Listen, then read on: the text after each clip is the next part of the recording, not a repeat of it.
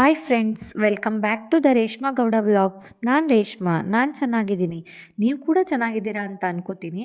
ನಾನಿವತ್ತು ಗುರುವಾರ ಬೆಳಿಗ್ಗೆಯಿಂದ ವ್ಲಾಗ್ನ ಶುರು ಮಾಡಿದ್ದೀನಿ. ಇವತ್ತು ನಮ್ಮ ಮನೆಯಲ್ಲಿ ಹೊಸಬೇಳೆ ಮೀಸಲು ಮಾಡ್ತಾಯಿದ್ದೀವಿ. ಅದಕ್ಕೋಸ್ಕರ ನಾನು ಬೆಳಿಗ್ಗೆನೇ ಬೇಗನೆ ಎದ್ದು ಮನೆಯೆಲ್ಲ ಕ್ಲೀನ್ ಮಾಡಿಕೊಂಡು ಸ್ನಾನ ಮುಗಿಸ್ಕೊಂಡು ದೇವ್ರ ಮನೆ ಕ್ಲೀನ್ ಮಾಡ್ಕೊಬಿಡೋಣ ಅಂತ ಹೇಳಿ ಬಂದಿದ್ದೀನಿ. ಗೆಜ್ಜೆ ಬತ್ತಿ ಎಲ್ಲ ತೆಗೆದು ನೀಟಾಗಿ ದೇವ್ರ ಫೋಟೋ ಎಲ್ಲ ಒರೆಸಿ ಅರಿಶಿನ ಕುಂಕುಮ ಇಟ್ಟು ಬಾಗಿಲಿಗೆಲ್ಲ ರಂಗೋಲಿ ಹಾಕಿ ದೇವ್ರ ಪೂಜೆ ಮಾಡ್ಕೊಳ್ಳೋಣ ಅಂತ ಹೇಳಿಬಿಟ್ಟು ಸ್ವಲ್ಪ ಹೂಗಳೆಲ್ಲ ತೊಗೊಂಡು ಬಂದಿಟ್ಟೆ. ಧೂಪ ಹಾಕೋಕ್ಕೆ ಅಂದ್ಬಿಟ್ಟು ಈ ರೀತಿ ಕಂಠದಲ್ಲಿ ಕೆಂಡನ ರೆಡಿ ಮಾಡ್ಕೋತಾ ಇದ್ದೀನಿ. ಪೂಜೆಗೆಲ್ಲ ರೆಡಿ ಮಾಡಿ ಇಟ್ಕೊಂಡಿದ್ದೀನಿ. ಸೊ ಇವಾಗ ಪೂಜೆ ಮಾಡ್ಕೊಬಿಟ್ರೆ ಅಡುಗೆ ಮಾಡ್ಕೊಳ್ಳೋದಕ್ಕೆ ಸರಿ ಹೋಗುತ್ತೆ ಅಂತ ಹೇಳ್ಬಿಟ್ಟು ಮೊದಲಿಗೆ ದೀಪ ಎಲ್ಲ ಹಚ್ಕೊಂಡು ಪೂಜೆನ ಮುಗಿಸ್ಕೊತಾ ಇದ್ದೀನಿ. ಹೊಸಬೇಳೆ ಮೀಸಲು ಅಂತ ಹೇಳಿದ್ರೆ ಈ ವರ್ಷ ಬೆಳೆದಂಥ ಭತ್ತದಲ್ಲಿ ಅಕ್ಕಿ ಮಾಡಿಸಿ ಅದನ್ನು ಅನ್ನ ಮಾಡಿ, ಅಂದರೆ ಅಡುಗೆ ಎಲ್ಲ ಮಾಡಿಕೊಂಡು ನಾವು ದೇವ್ರಿಗೋಸ್ಕರ ನೈವೇದ್ಯ ಮಾಡಿ ಪೂಜೆ ಮಾಡ್ತೀವಲ್ಲ, ಅದನ್ನೇ ಹೊಸಬೇಳೆ ಮೀಸಲು ಅಂತ ಕರಿತೀವಿ. ನಾವು ಇದನ್ನು ಸಂಕ್ರಾಂತಿ ಹಬ್ಬ ಒಂದು 4-5 ದಿನ ಇದೆ ಅನ್ನೋ ಹಾಗೆಯೇ ಮನೆಯೆಲ್ಲ ಕ್ಲೀನ್ ಮಾಡ್ಕೊಂಡು, ಅಂದರೆ ಪೂರ್ತಿಯಾಗಿ ಡೀಪ್ ಕ್ಲೀನ್ ಮಾಡ್ಕೋತೀವಿ. ಡೀಪ್ ಕ್ಲೀನ್ ಮಾಡಿಕೊಂಡು ಗುರುವಾರ ದಿನ ಇಲ್ಲ ಭಾನುವಾರ ದಿನ ಮಾಡ್ಕೋತೀವಿ. ನಾವು ಗುರುವಾರನೇ ಮಾಡ್ಕೊಬಿಡ್ತಾ ಇದ್ದೀವಿ. ಹಬ್ಬ ಇನ್ನೂ ಒಂದು ವಾರ ಇತ್ತು, ಆವಾಗಲೇ ಮುಗಿಸ್ಕೊಂಡು ಬಿಡೋಣ ಅಂತ ಹೇಳಿಬಿಟ್ಟು ಎಲ್ಲನೂ ರೆಡಿ ಮಾಡ್ಕೊಂಡಿದ್ವಿ. ಬೆಳಿಗ್ಗೆನೇ ಎದ್ದು ಪೂಜೆ ಎಲ್ಲ ಆ ನಂತರ ಅಡುಗೆ ಮನೆಗೆ ಬಂದೆ. ಅಡುಗೆ ಮನೆಯಲ್ಲೂ ಎಲ್ಲನೂ ಮೊದಲೇ ಒಂದು ಸಾರಿ ಒರೆಸ್ಕೊಂಡಿದ್ದೆ. ಬೆಳಿಗ್ಗೆ ತಿಂಡಿ ಎಲ್ಲ ಮಾಡಿದ್ವಲ್ಲ, ಅದೆಲ್ಲ ನೀಟಾಗಿ ಕ್ಲೀನ್ ಮಾಡಿ ಗ್ಯಾಸ್ ಸ್ಟವ್ದು ಎಲ್ಲನೂ ಬೆಳಗಿಟ್ಟಿದ್ದೆ. ಅದನ್ನೆಲ್ಲ ಮತ್ತೆ ನಾನು ಇನ್ನೊಂದು ಸಾರಿ ಒರೆಸ್ಕೊಂಡು ಕ್ಲೀನ್ ಮಾಡಿಕೊಂಡು ಜೋಡಿಸ್ಕೊಂಡಿದ್ದೀನಿ. ಅರಿಶಿನ ಕುಂಕುಮ ಇಟ್ಟು ಪೂಜೆ ಮುಗಿಸ್ಕೊಂಡು ಆಮೇಲೆ ನಾನು ಒಲೆ ಹಚ್ಕೋತಾ ಇದ್ದೀನಿ. ಇಲ್ಲೆಲ್ಲ ಸೌದೆ ಒಲೆಗಳಿರ್ತಿತ್ತಲ್ಲ, ಮೀಸಲು ಮಾಡೋ ದಿನವೇ ಅದನ್ನೆಲ್ಲ ತಾರಿಸಿ ಅಡುಗೆ ಮನೆ ಕ್ಲೀನ್ ಮಾಡಿ ಮೊದಲು ಅದ್ರ ಮೇಲೇ ದೇವ್ರಿಗೆ ಅಡುಗೆ ಮಾಡ್ತಾಯಿದ್ರು, ಬೇರೆ ಏನೂ ಮಾಡ್ತಾ ಇರಲಿಲ್ಲ. ಅದು ಎಷ್ಟು ಚೆನ್ನಾಗಿರ್ತಿತ್ತಲ್ವ. ಇವಾಗೆಲ್ಲ ಒಲೆಗಳು ಹೋಗ್ಬಿಡ್ತು, ಗ್ಯಾಸ್ ಸ್ಟವೇ ಬಂತು. ಸೊ ಏನು ಮಾಡೋಕ್ಕಾಗಲ್ಲ, ನಾವು ಗ್ಯಾಸ್ ಸ್ಟವ್ಗೆ ಪೂಜೆ ಮಾಡಿಕೊಂಡು ಅಡುಗೆನ ಶುರು ಮಾಡ್ಕೋಬೇಕಷ್ಟೇ. ಅದಕ್ಕೋಸ್ಕರ ನಾನು ಬೇಳೆನ ಬೇಯಕ್ಕೆ ಹಾಕ್ಕೊಳ್ಳೋಣ ಅಂತ ಹೇಳಿಬಿಟ್ಟು ಕುಕ್ಕರ್ನ ತೊಗೊಂಡಿದ್ದೀನಿ. ಮೊದಲು ಒಂದು ಚಿಕ್ಕ ಕುಕ್ಕರಲ್ಲೇ ಬೇಳೆ ಬೇಯಿಸ್ಕೊಬಿಡ್ತೀನಿ. ತರಕಾರಿ ಎಲ್ಲ ಹಾಕಬೇಕಾದ್ರೆ ದೊಡ್ಡ ಕುಕ್ಕರ್ಗೆ ನಾನು ಹಾಕೋತೀನಿ. ಮೊದಲಿಗೆ ಬೇಳೆನ ಬೇಯಕ್ಕೆ ಇಟ್ಕೊಂಡಿದ್ದೀನಿ. ಇದಾದಮೇಲೆ ನಾನು ಪಾಯಸ, ಅನ್ನ, ಸಾಂಬಾರು, ಮುದ್ದೆ ಎಲ್ಲ ಮಾಡ್ಕೋಬೇಕಲ್ಲ, ಅದಕ್ಕೂ ರೆಡಿ ಮಾಡ್ಕೋಬೇಕು. ಮೊದಲು ತರಕಾರಿ ಹಚ್ಕೊಂಡ್ಬಿಡ್ತೀನಿ. ತರಕಾರಿ ಹಚ್ಕೊಂಡ್ರೆ ಇದು ಬೇಳೆ ಬೇಯೋಷ್ಟೊತ್ತಿಗೆ ಸರಿ ಹೋಗಿರುತ್ತೆ ಅಂತ ಹೇಳ್ಬಿಟ್ಟು ತರಕಾರಿನೆಲ್ಲ ಹಚ್ಕೊಂಡಿದ್ದಾದಮೇಲೆ ಪಾಯಸಕ್ಕೆ ರೆಡಿ ಮಾಡ್ಕೊಬಿಡೋಣ ಅಂತ ಹೇಳಿಬಿಟ್ಟು ಅಕ್ಕಿನ ಒಂದು ಬಾಣಲಿಗೆ ಹಾಕ್ಕೊಂಡು ಹುರ್ಕೊಳ್ಳೋಣ ಅಂತ ಹೇಳಿಬಿಟ್ಟು ಹುರ್ಕೋತಾ ಇದ್ದೀನಿ. ಒಂದು 3/4 ಗ್ಲಾಸಷ್ಟು ಅಕ್ಕಿನ ಸ್ವಲ್ಪ ಕೆಂಪಗಾಗೋ ತನಕ ಹುರ್ಕೋಬೇಕು. ನಾನು ಹುರ್ದಕ್ಕಿ ಪಾಯಸ ಮಾಡ್ಕೋತಾ ಇದ್ದೀನಿ.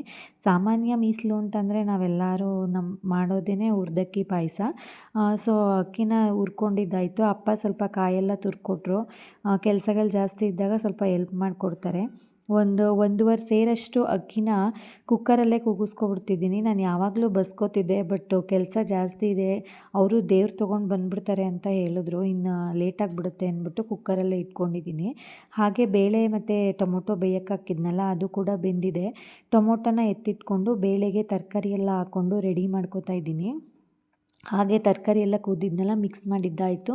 ಮತ್ತು ಇದಕ್ಕೊಂದು ಸಣ್ಣದಾಗಿ ಮಸಾಲೆ ರುಬ್ಬಿ ಒಳಗಡೆ ಹಾಕ್ಕೊಬಿಡೋಣ ಅಂತ ಹೇಳ್ಬಿಟ್ಟು ಒಂದು ಜಾರ್ಗೆ ಸ್ವಲ್ಪ ಕಾಯಿ ತುರಿ, 3 ಟೊಮೊಟೊ ತೆಗೆದಿಟ್ಟಿದ್ನಲ್ಲ ಅದು, ಮತ್ತು ಅದ್ರ ಜೊತೆ ಒಂದೂವರೆ ಸ್ಪೂನಷ್ಟು ಸಾಂಬಾರು ಪುಡಿನ ಹಾಕೋತಾ ಇದ್ದೀನಿ. ಹಾಕ್ಕೊಂಡು ಒಂದು 2 ಗೆಡ್ಡೆಯಷ್ಟು ಬೆಳ್ಳುಳ್ಳಿನ ಹಾಕ್ಕೊಂಡು ನುಣ್ಣಗೆ ರುಬ್ಕೊಂಡು ತೊಗೊಂಡು ಬಂದೆ.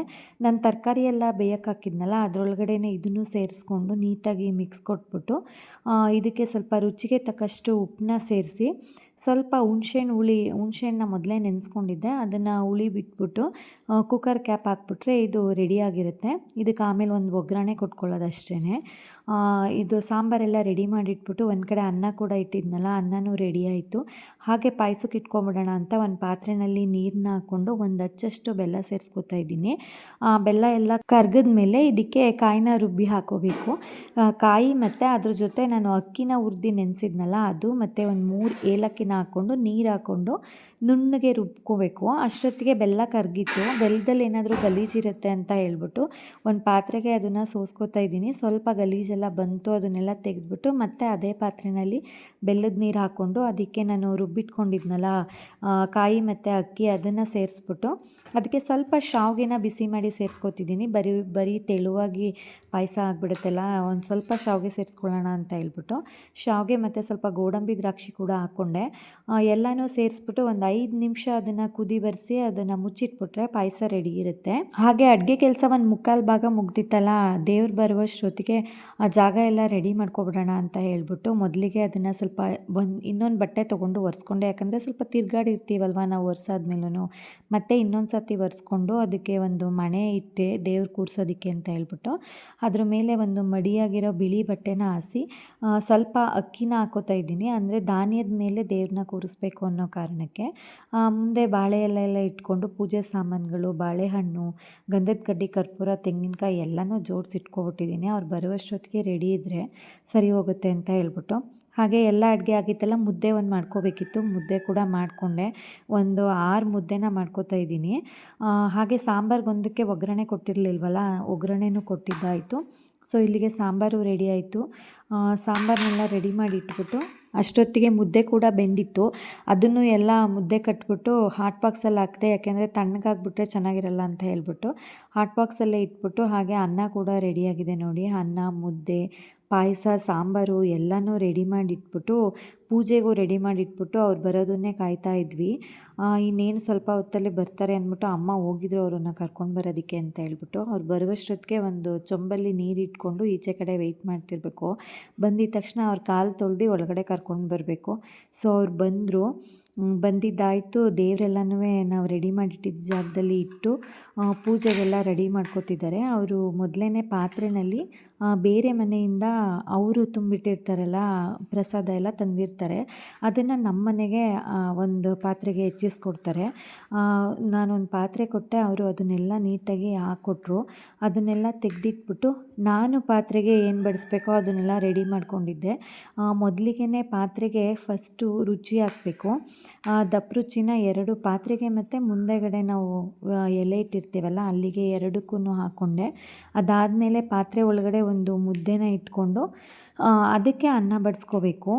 ಅನ್ನ ಎಷ್ಟು ಬಡಿಸ್ಬೇಕು ಅಂದರೆ ಆ ಪಾತ್ರೆಯಿಂದ ಆಚೆ ಚೆಲ್ಲುವಷ್ಟು ಬಡಿಸ್ಬೇಕು. ಯಾಕೆ ಅಂದರೆ ಅದರಿಂದ ಆಚೆ ಬೀಳುತ್ತೆಲ್ಲ, ಹಾಗೆಯೇ ಮನೆಯಲ್ಲಿ ಸಿರಿ ಸಂಪತ್ತು ತುಂಬಿ ತುಳುಕುತ್ತೆ ಅನ್ನೋದು ಒಂದು ವಾಡಿಕೆ ಇದೆ. ಅದಕ್ಕೆ ಅದ್ರ ತುಂಬ ಆಗಿ ಸ್ವಲ್ಪ ಆಚೆ ಬರೋ ರೀತಿಯಲ್ಲಿ ಬಡಿಸ್ದೆ. ಅದಾದಮೇಲೆ ದೇವ್ರ ಮುಂದೆ ಇದ್ದಿದ್ದ ಬಾಳೆ ಎಲೆಗೆ 3 ಮುದ್ದೆನ ಇಟ್ಟು ಅನ್ನ ಎಲ್ಲ ಹಾಕಿ ಅದಕ್ಕೆ ಸಾಂಬಾರು ಬಿಟ್ಟು, ಅಲ್ಲಿ ಪಾತ್ರೆ ಒಳಗಡೆಗೂ ಸಾಂಬಾರು ಸ್ವಲ್ಪನೇ ಹಾಕಬೇಕು, ಜಾಸ್ತಿ ಹಾಕ್ಸಲ್ಲ ಅವರು. ಸ್ವಲ್ಪ ಅದಕ್ಕೂ ಹಾಕ್ಬಿಟ್ಟು ಇಲ್ಲಿಗೂ ಸಾಂಬಾರೆಲ್ಲ ಬಡಿಸ್ಬಿಟ್ಟು ಸ್ವಲ್ಪ ಪಾಯಸನೂ ಅಷ್ಟೇ ಒಂದೇ ಸ್ವಲ್ಪ ಹಾಕಬೇಕು, ಜಾಸ್ತಿ ಹಾಕ್ಸಲ್ಲ. ಅದನ್ನು ಹಾಕ್ಬಿಟ್ಟು ಪೂಜೆಗೆಲ್ಲ ರೆಡಿ ಮಾಡಿಕೊಟ್ಟಿದ್ನಲ್ಲ, ಅವರು ಪೂಜೆ ಮಾಡಿಕೊಂಡ್ರು. ಹಾಗೆ ನಾನು ಕೆಂಡನೂ ಅಷ್ಟೇ ಕಂಠದಲ್ಲೇ ರೆಡಿ ಮಾಡಿಕೊಟ್ಟಿದ್ದೆ. ಅವರು ಪೂಜೆ ಶುರು ಮಾಡಿಕೊಂಡ್ರು. ಹಣ್ಣೆಲ್ಲ ತುದಿಯೆಲ್ಲ ಮುರಿದು ಮತ್ತು ತೆಂಗಿನಕಾಯಿ ಎಲ್ಲನೂ ಒಡೆದು ಪೂಜೆ ಮಾಡಿಬಿಟ್ಟು ಮನೆಗೆಲ್ಲ ಧೂಪದ ಹೊಗೆ ಕೊಡ್ತಾರೆ. ಮನೆಗೆಲ್ಲ ಧೂಪದ ಹೊಗೆ ಕೊಟ್ಟು ಹಾಗೆಯೇ ಅವರು ಒಂದು ಶಂಖದಿಂದ ಒಂದು ಸೌಂಡು ಮಾಡ್ತಾರೆ, ಬಾಂಕಿ ಸದ್ದು ಅಂತ ಹೇಳ್ತಾರೆ. ಆ ರೀತಿ ಸೌಂಡನ್ನ ಮನೆಯಲ್ಲಿ ಮಾಡಿದ್ರೆ ಪಾಸಿಟಿವ್ ಎನರ್ಜಿ ಜಾಸ್ತಿ ಆಗುತ್ತೆ. ನೆಗೆಟಿವ್ ಎನರ್ಜಿ ಯಾವುದೇ ಇದ್ರೂ ಹೊರಗಡೆ ಹೋಗುತ್ತೆ ಅನ್ನೋದು ಒಂದು ವಾಡಿಕೆ ಇದೆ. ವರ್ಷದಲ್ಲಿ ನಾವು ಈ ರೀತಿ ಒಂದು 2 ಸಾರಿ ಮಾಡಿಸ್ತೀವಿ. ಮಹಾಲಯ ಅಮಾವಾಸ್ಯೆ ಟೈಮಲ್ಲಿ 1 ಸಾರಿ ಮತ್ತು ಸಂಕ್ರಾಂತಿ ಟೈಮಲ್ಲಿ 1 ಸತಿ ಮಾಡ್ತೀವಿ. ಇವಾಗ ಸಂಕ್ರಾಂತಿ ಹಬ್ಬ ಆಗಿರೋದ್ರಿಂದ ಹಾಗೆ ಈ ರೀತಿ ಮೀಸಲು ಮಾಡಿದ್ಮೇಲೆ ಯಾವುದೇ ರೀತಿ ನಾನ್ ವೆಜ್ ಏನು ಮಾಡೋ ಹಾಗಿಲ್ಲ. ಹಬ್ಬ ಮುಗಿಯೋ ತನಕನೂ ಹಾಗೆ ಇರಬೇಕು. ಮನೆಯೆಲ್ಲ ಕ್ಲೀನ್ ಮಾಡಿರ್ತೀವಲ್ವ, ಪೂಜೆನೂ ಆಗಿರುತ್ತೆ, ಮತ್ತು ಏನು ಮಾಡೋದಿಲ್ಲ. ನಾವು ಹಬ್ಬ ಆದಮೇಲೆ ಒಟ್ಟಿಗೆ ಮಾಡ್ಕೋತೀವಿ. ಅವ್ರದ್ದೆಲ್ಲ ಪೂಜೆ ಆದಮೇಲೆ ನಾವುಗಳು ಕೂಡ ಪೂಜೆ ಮಾಡಿದ್ವಿ. ಅಪ್ಪ, ಅಮ್ಮ, ನಾನು ಎಲ್ಲರೂ ಪೂಜೆ ಮುಗಿಸಿದ್ವಿ. ಹಾಗೆ ಧೂಪ ಹಾಕಿ ಎಲ್ಲನೂ ಮಾಡಿ ಪೂಜೆ ಆದಮೇಲೆ ಅವ್ರ ಆಶೀರ್ವಾದ ಕೂಡ ತೊಗೊಂಡಿದ್ದಾಯಿತು. ಅದಾದಮೇಲೆ ನಾವು ಊಟ ಎಲ್ಲ ಮುಗಿಸ್ಕೊಳ್ಳೋಣ ಅಂತ ಹೇಳ್ಬಿಟ್ಟು ಫಸ್ಟು ಅವ್ರನ್ನ ಕಳಿಸೋಣ ಅಂತ ಹೇಳಿ ಕಳಿಸಿದ್ವಿ. ಅವ್ರನ್ನೂ ಊಟ ಮಾಡಿ ಅಂತ ಹೇಳಿದ್ವಿ. ಅವರು ಎಲ್ಲರ ಮನೇಲೂ ಊಟ ಮಾಡೋಕ್ಕಾಗಲ್ಲ ಅಂತ ಹೇಳ್ಬಿಟ್ಟು ಯಾರ್ದಾದ್ರೂ ಒಬ್ಬರು ಮನೇಲಿ ಊಟ ಮುಗಿಸಿರ್ತಾರೆ. ಅದಾದಮೇಲೆ ಅವ್ರನ್ನ ಕಳಿಸ್ಬಿಟ್ಟು ನಾವೆಲ್ಲ ಊಟ ಮುಗಿಸ್ಕೊಂಡ್ವಿ.